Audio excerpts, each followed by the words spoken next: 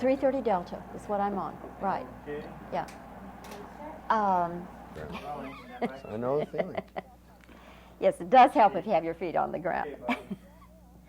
Well, Bill, looks like you got yourself a box office hit with this movie. That's right. You called it. This is going to be big. You were there last night when we were screening it in Los Angeles. And what were some of your observations about the audience reaction? I was surprised that you had drunk so heavily before you arrived, Bobbie, because, boy, you passed me in the aisle, and I just couldn't even stand up. Well, it's tough to have a screening with 200 people from the press there because everyone's a critic, and they're kind of like looking at it like this, but they had to laugh in spite of themselves, and that always makes you feel good. You got, of course, cooperation from the Army and the Department of Defense in making this movie, but were there some things, Bill, that they just wouldn't go along with? Well, there were some things they didn't know about that we did in the film. No, they were actually very easy to get along with. Well, you know, it wasn't like we were trying to put anything over on anybody or that we didn't understand their sensibility. There was no problem. We were out to make a movie that was entertaining, and as long as it was that, there was no problem. They're really excited about the film. I mean, it's a really funny movie. It makes the Army look like fun, and that's as good as you can do, I think. The movie Private Benjamin, though, they gave them a fit, and they did not get cooperation. Did you know that? Well, I don't know. Yeah, well, that Private Benjamin, I hate to compare the movies, you know. This one is much better, of course, but that was a different movie. That was a movie about a girl that went in the Army and fell in love with a French gynecologist. I still don't understand that movie. But this is all about the Army, and it was, you know, there's a respect, you know, they exist, and they serve a function of some sort, and we weren't out to, you know, grind axes. We were trying to find a real balance, you know, something that was very realistic, that never, you know, insults your intelligence about what the Army is and, you know, what it's all about. And yet it's still funny. So that was our work. That was the real job of the movie. One of the funniest scenes, I think, is that drill scene. I don't know how you describe that. It's kind of jive drill, isn't it? That's right. Well, it's a version of like a military, a rifle corps thing, but we do it as a sort of a Motown kind of thing, and we rehearsed it like crazy, and we had to do it in front of like 1,200 real Army people. So we rehearsed it like crazy and did it, and it really works. It's a real knockout. It's a lot of fun. And the real Army people were like, oh, well, you know, they were very, very impressed, and they said that they'd let us enlist if we were willing to come along. But, going to take them up on it? No, just too hip. But that scene, were you all actors in that scene? Well, no, there were only maybe half dozen actors in that scene, and our platoon was a bunch of guys from around Louisville who were on unemployment or welfare, and the state manpower gave us these characters, and they were all these wild men, you know, wild hair and beards, and they shaved their heads and made them soldiers in the movie. And they went from being unemployed and on welfare to being movie stars, and almost every night they came out here to Hollywood to shoot the last 2 weeks and drove around in an old station wagon, pounding on the side doors and ow, screaming and hollering, and they're all interested in careers in show business now, and I don't know what the hell's going on back in Kentucky, but it's great, and they're really wonderful in the film. It really was like going into a platoon, because here were 15 guys from all over, you know, all sorts of walks of life, and so we were thrown together with these guys for 12 weeks, and just like basic training. It was really interesting to get to know people that way. They sound like a bunch of registered wackos. They were nuts. They did some funny stuff here. Some of them looked so wild and crazy. Two of them were walking down Hollywood Boulevard, this Dewey and this other character, and some Hollywood Boulevard type saw him coming and said, "Here's some easy money," and like so I said, "Hey, my friend, come on over here, I want to talk to you." You know, and the guy pulls a knife and says, "Give me your wallet," and these two guys look like this. One guy just pulled out a gun. One of our platoon guys had a gun on him and pulls a gun on this, and this local couldn't have been more shocked. I mean, thought he saw some easy money coming. I would have mugged these guys if I'd seen them. It's funny if you had the gun pulled on you. You know? You kind of had to have the gun pointing at your face to really appreciate it. Gun didn't go off, I hope. Oh, no. Yeah. Too well trained. Bill, you are the fifth of 9 children. That's right. I think in this day and time, people can't begin to conceive, young people can't begin to conceive what it's like to grow up in a family, 9 children and mother and daddy. Well, it takes a lot to conceive 9 children, you know, so there's a lot of work involved. It seems like a lot of fun at the time, but then, yeah, well, 9 kids, yeah, it's a real zoo. It was like living in a cell, in a jail, because there are all these weird kids, and they look sort of like you know, so it's kind of weird growing up. Yeah, we didn't have a big house or anything, so it was pretty much like a circus, you know, traveling circus show, and we all had little outfits. How many, how many boys and how many girls? 6 boys, 3 girls. I got one sister that's a nun. I got another brother that's an actor, writer, Brian Doyle Murray, and the rest of them are all degenerates and deadbeats. And I hope they see this. You support them all, do you? Yes, right, yes. Actually, I clean their houses once a week. One day a week I go to each of their houses and just straighten up. What did your father do? My father ran well, he didn't run it. He was a manager of a lumber company. And he passed away when I was about 17. And so then did your children mostly go to work from that point on? We pretty much went to the mattresses at that point, yeah. It was, everybody sort of tried to do something, but I don't know, just some sort of natural glue held everything together. You know, everybody sort of eked it for a few years there. It was interesting. Were you a funny kid then? A funny kid? I was kind of strange, you know what I mean? I was a troublemaker is what I was. I was always in trouble, a classic underachiever, troublemaker. I was the black sheep of the family. By like a drive and a 6-iron, I was the black sheep of the family, and I was. They wanted to send me to military school. That's where I was doomed. I was headed for military school, except military school costs money, so I don't know. I ended up. That blew that. Huh? That blew that. Yeah. If there could have been some sort of free, you know, just prison or something like that for junior college kid, junior. Were you a juvenile delinquent? No, well, yeah, I was a juvenile delinquent, yeah, sure, but I got it late, you know. I was a juvenile delinquent when I was 21, you know, so there was no breaks, you know. It's tough when you're still a juvenile delinquent and you're actually, you know, liable under the law, you know.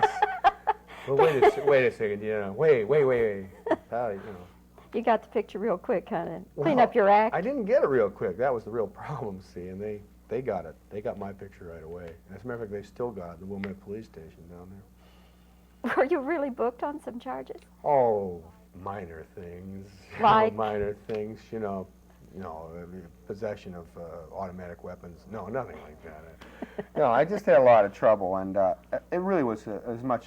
I became, you know, I sort of matured at the point when the whole world seemed to change, you know. So I was the first to do all the horrible things that children nowadays are famous for. That my younger brothers, you know, by the time they came up to it, you know, it was no big deal. But I was beaten soundly for it, and was the scoundrel of Wilmette. You know, I was this scandalous creature walking around in weird clothes and in the middle of the night. You know, why is this boy out in the snow? You know, that's what I wanted to know. I have to ask you about Saturday Night Live because, of course, we know now that. Oh, I struck a nerve. Sure, it's all right. Is it all right? Yeah, it'll be all right. Okay, because. Now it's the demise. They tried to reactivate it. Why didn't it go with the new people? Well, there's about 20 reasons why it didn't go, from the top down. I mean, the network was wrong and everything was wrong. They just did everything they could possibly do wrong. You mean the network put the wrong people in charge? Well, not so much that as that they didn't.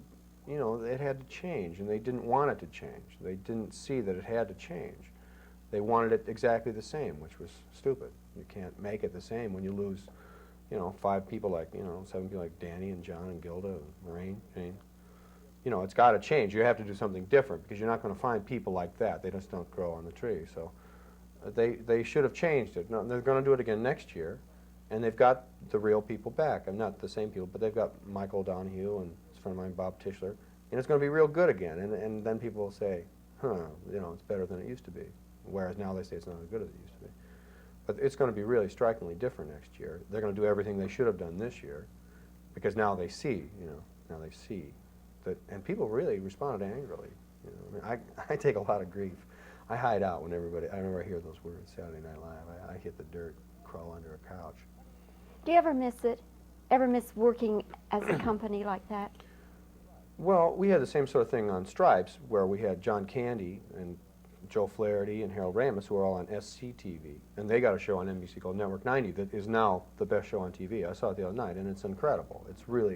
It's what we would do now if we were still doing it. It's really an amazing show, and doing the movie with all those people was that sort of experience, working with people that are real good, Warren Oates, and everybody gives and takes. I mean, you saw the movie, and everybody is good. I mean, the real strong performances. And that's the kind of thing Saturday Night Live was, where if you fell down somewhere, there were 5 guys that could do it, you know, and pick you up in a scene or anything else. The network people, because I know some of them quite well, and some of those network vice presidents, you know, they get instant ulcers and have coronary arrest and all that at some of the things you did. Just a couple of them. They've all got ulcers, but they chose that life. You know, it's like monks have to shave their heads, and network people have to get ulcers.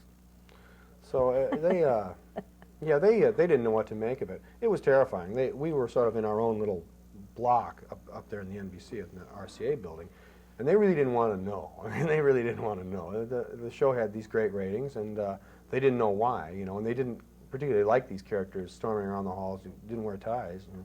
They didn't know what we were up to, and they didn't want to know. You know, they just didn't. When these problems with, you know, the network with censors or whatever, or just outrage would come up, they'd kind of shake their heads and say, "Well, but the ratings.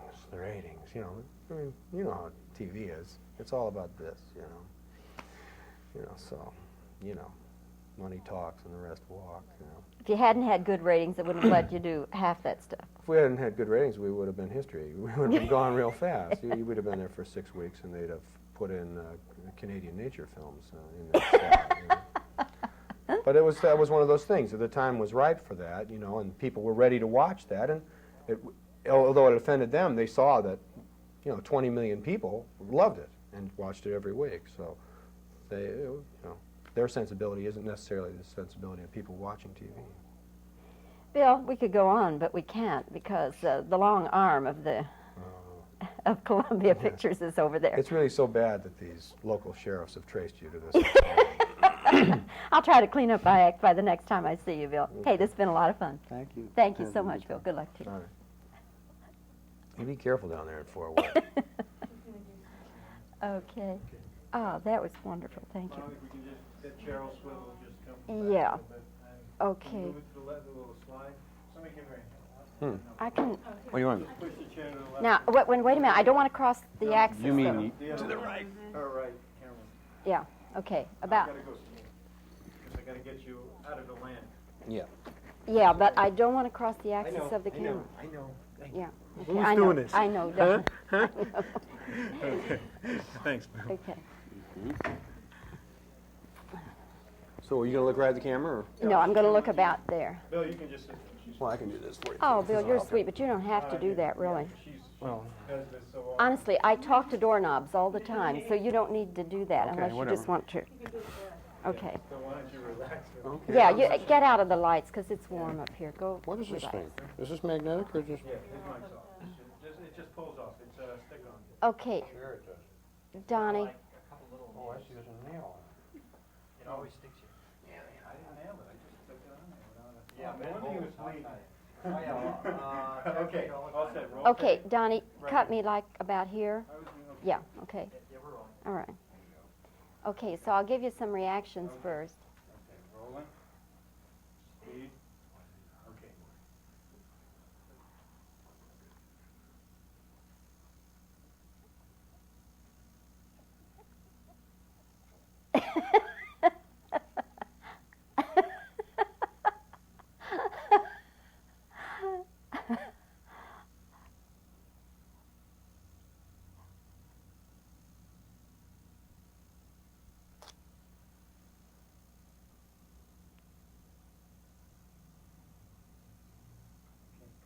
Okay, so some questions. Bill, I know you had cooperation from the Army and the Department of Defense, but were there some things they would not let you do?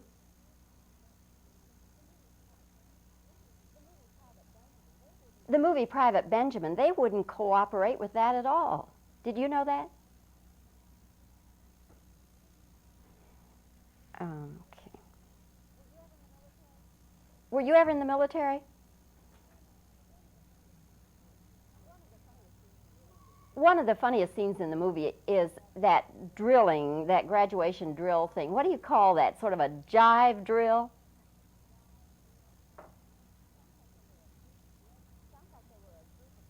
Sounds like they were a group of registered wackos.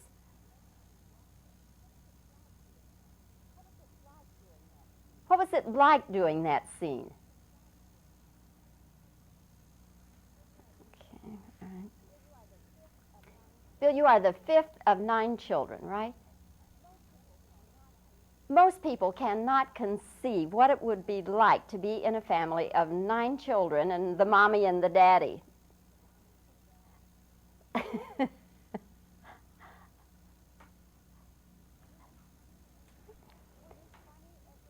Were you funny as a kid?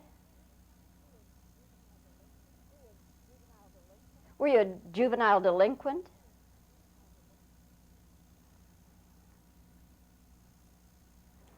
Okay. Bill, we all know now the outcome of the new Saturday Night Live. Ooh, I struck a nerve. Why didn't the new Saturday Night Live make it?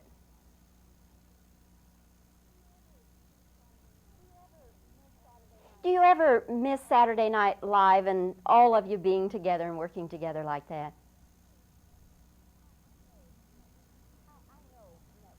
I know network people pretty well, and I know that how they react to unusual things. Did you put them into instant ulcers and coronary arrest? Okay. All right, I think that should do it. Okay.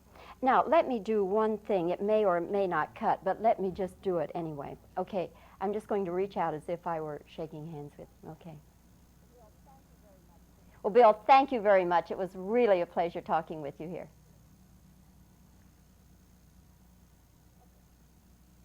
Okay. All right. Thank you.